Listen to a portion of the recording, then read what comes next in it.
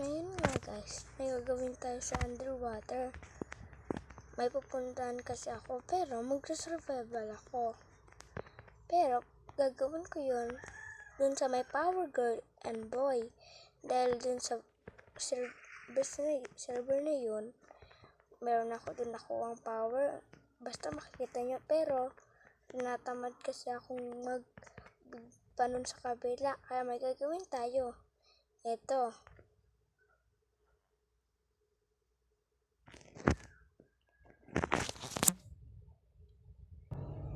Alam kong bad drawing ako, pero try natin.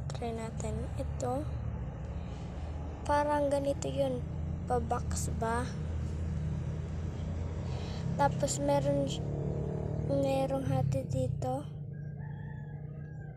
Naku pa, wag nyo naintindihan yung drawing ko, ganyan. Tapos parang may ganyan sa gitna.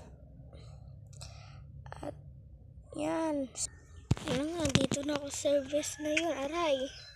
Ito yung powers ko guys. Ito na yung riptide. Papunta taas sa may... Dito na yun yata yung drawing ko. Yan, tignan nyo guys. Nilipad ako diba? Ang galing. Teka lang, may ayun. Kaso lang, may ano ko. May makakalaban. Ano to? Butterfly. Bakit ito?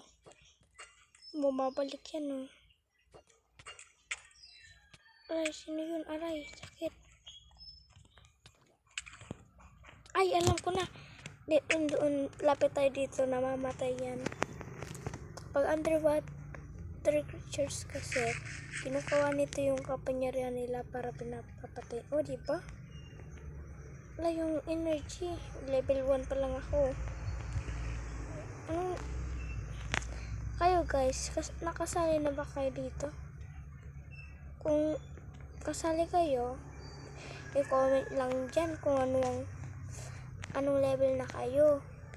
Basta ako level 1. Pero inuna ko kasing kumuha ng magic bago magpa-level.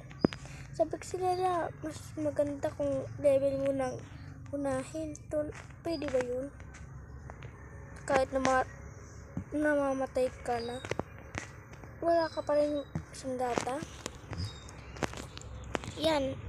Maiksi lang itong video na to.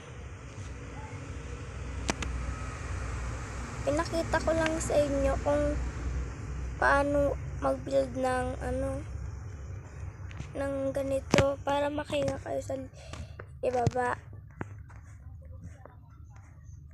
At may iba-iba pa lang elements dito. Ang mga elements, riptide elements, ganito. Water elements, fire elements, ender dragon elements, and lava ender elements,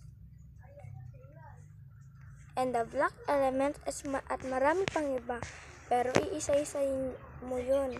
Ako, mas gusto ko pa yung ano ba to? Basta.